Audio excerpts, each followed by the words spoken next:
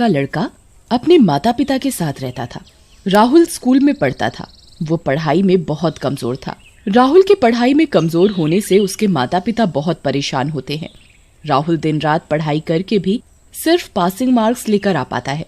एक दिन राहुल के स्कूल वाले उसकी क्लास के बच्चों को गोवा की ट्रिप पर लेकर जा रहे होते हैं। राहुल ये सुनकर बहुत खुश हो जाता है। माँ, पापा, मेरे स्कूल वाले सब बच्चों को स्कूल ट्रिप पर गोवा लेकर जा रहे हैं। मुझे भी जाना है। नहीं, बिल्कुल भी नहीं। मैं तुम्हें कहीं नहीं जाने दूंगी। पर क्यों माँ? सब बच्चे जा रहे हैं। तुमने अपने इस बार की परीक्षा के नंबर देखे हैं? माँ, मैं पूरे दिन पढ़ाई करता तो हूँ। नहीं, तुम्हें कहीं नहीं जाना। तुम घर बैठकर पढ़ाई करो। ऐसे ही तुम्हें सबक मिलेगा जब क्लास के सारे बच्चे घूमने जाएंगे और तुम घर पर रहोगे। नहीं माँ, ऐसा मत करो। मैं आगे से पूरी मेहनत करूँगा और इस बार की परीक्षा में अच्छे मार्क्स लाकर दिखाऊंगा। वादा रहा? हाँ माँ, मैं इस बार पक्का अच्छे नंबर लाऊंगा। वादा रहा। राहुल की माँ राहुल को गोवा की ट्रिप पर जाने की अनुमति दे देती हैं। ये देख राहुल बहुत खुश हो जाता है। इस बार माँ ने मुझे अनुमति दे दी है। मुझे भी उनका वादा पूरा करना है। मैं ट्रिप से आकर बहुत लगन और मेहनत से पढ़ाई करूँगा। राहुल भी गोवा जाने की तैयारी में लग जाता है। गोवा देखकर वो बहुत खुश होता है क्योंकि वो स्कूल की तरफ से पहली बार बाहर घूमने गया था। ट्रिप पर राहुल के स्कूल वाले उसकी क्लास के सारे बच्चों को बीच पर लेकर गए। बीच को देख सारे बच्चे बहुत खुश हो गए। अरे वाह, क्या नजारा है। हाँ राहुल, देखो इस समंदर को, ये कितना गहरा और बड़ा है। आओ चलो हम खेलते हैं। राहुल और माधव बीच पर मिट्टी का किला बनाते हैं और साथ ही बीच पर ठंडी ठंडी हवा और लहरों का आनंद लेते हैं। तभी माधव और राहुल को उसकी क्लास के बच्चे आवाज लगाते हैं। चलो राहुल, हमें बच्चे बुला रहे हैं। हमें अब उनके साथ जाकर खेलना चाहिए। नहीं, मुझे इस किले को पूरा करना है। तुम्हें जाना है तो तुम चले जाओ। मैं तो इधर इस किले को पूरा करूँगा। ठीक है। माधव अपनी क्लास के पास चला जाता है। राहुल अपना किला बनाने में मगन होता है। तभी एक जोर की लहर आई और राहुल का किला लहर में बह गया। अरे ये क्या हुआ? मैं इतनी देर से इसे बनाने में लगा हुआ था। एकदम से लहर ने आकर मेरी सारी मेहनत पर पानी फेर दिया। तभी राहुल ने देखा लहर में एक चमकती चीज आई है। राहुल उस चमकती चीज के पास गया तो उधर एक बोतल चमक रही थी। उसने बोतल को उठाया और खोला तो उसमें से एक जिन्न निकला। ये देख राहुल बहुत डर गया। तुम कौन हो? मैं जिन हूँ। इस बोतल में कैसे आए तुम? मुझे किसी ने इसमें कैद कर दिया था, तभी से मैं इस बोतल में कैद हूँ। तुम क्या चाहते हो? मुझे तुम मुक्ति दिलवा दो। मैं 1000 साल से इस बोतल में कैद हूँ और मुक्ति के लिए तड़प रहा हूँ। तुम मुझे मुक्ति दिलवा सकते हो। पर मैं तुम्हें कैसे मुक्ति दिलवाऊंगा? मैं तो स्कूल के साथ ट्रिप पर घूमने आया हुआ हूँ। ये सुन जिन्न बहुत परेशान हो जाता है। मुझे कभी मुक्ति नहीं मिलेगी। मैं ऐसे ही भटकता रहूंगा जिंदगी भर। जिन्न को परेशान देख राहुल को उस पर दया आ जाती है। तुम बताओ, तुम्हें कैसे मिलेगी मुक्ति? मैं कोशिश करूंगा तुम्हें मुक्ति दिलवा दूं। ये सुन जिन्न बहुत खुश हो जाता है। देखो, इस बोतल में एक नक्शा है। इस नक्शे के बताए गए रास्ते पर जाना है। इसमें 2 पड़ाव दिए हुए हैं। तीसरा पड़ाव का रास्ता तुम्हें दूसरे पड़ाव को पार करके ही मिलेगा। मैं ऐसा क्यों करूं? इससे मुझे क्या मिलेगा? तुम हर एक पड़ाव को पार करोगे तो तुम कोई भी एक विश मांग सकते हो। मैं उसको पूरा कर दूंगा। ये सुन राहुल खुश हो जाता है। राहुल और जिन्न बताए गए नक्शे के हिसाब से पहले पड़ाव की तरफ बढ़ते हैं। रास्ते में राहुल को बहुत जोर से भूख लगती है, पर दूर दूर तक खाने की कोई व्यवस्था नहीं दिखती। मुझे बहुत जोर की भूख लगी है, पर यहाँ तो खाने के लिए दूर दूर तक ना कोई दुकान है ना कुछ।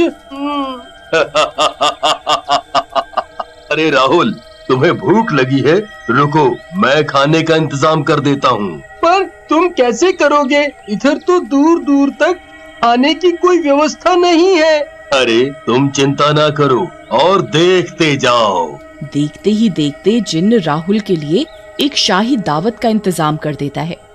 ये देख राहुल बहुत खुश होता है। वो पेट भरकर भोजन करता है। राहुल बहुत थका हुआ होता है। भोजन कर वो जिन्न से थोड़ी देर आराम करने के लिए बोलता है। मैं बहुत थक गया हूँ, आज बहुत चल लिया, थोड़ी देर आराम कर लेते हैं, फिर आगे रास्ते पर चलेंगे। ठीक है, तुम आराम कर लो, मैं यहाँ तुम्हारी रक्षा करूँगा।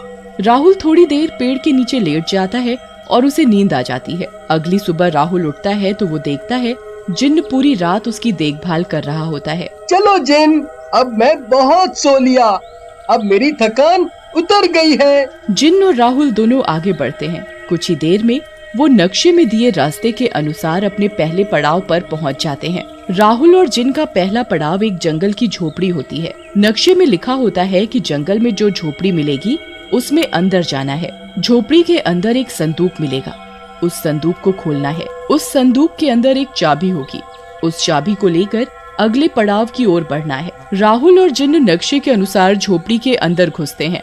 वो दोनों सड़क ढूंढने लगते हैं। कुछ देर ढूंढने के बाद उन्हें संदूक दिखाई दे जाती है। देखो, ये रही संदूक। इसे जल्दी खोलो और इसमें रखी हुई चाबी को लेकर हम आगे बढ़ते हैं। राहुल संदूक को खोलता है और उसे चाबी मिल जाती है। मांग बच्चे, तुझे क्या चाहिए?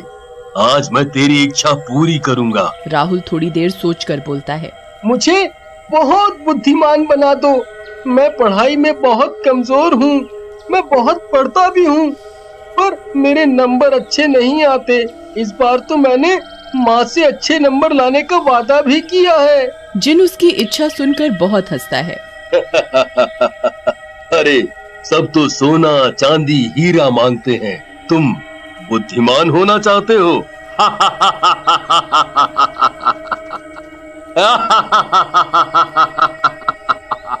ठीक है बच्चे, तेरी इच्छा मैं अभी पूरी कर देता हूँ।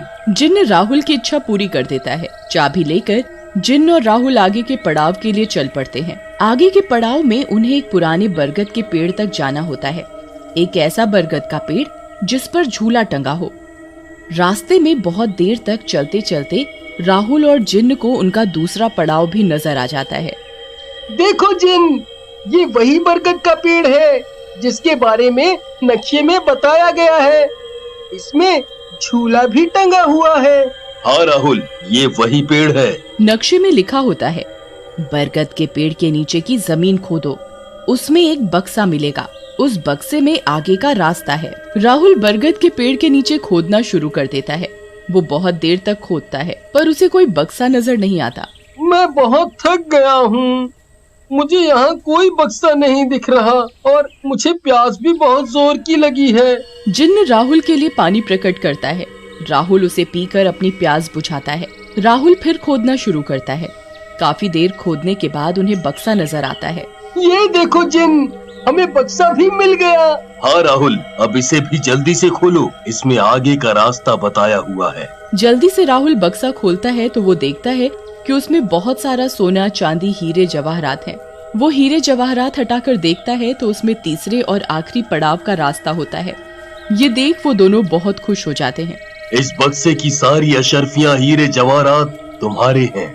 जिन्न सारा बक्सा राहुल को इनाम में दे देता है और वो आगे बढ़ते हैं। तीसरे पड़ाव में उन्हें जंगल की एक पुरानी हवेली तक जाना होता है।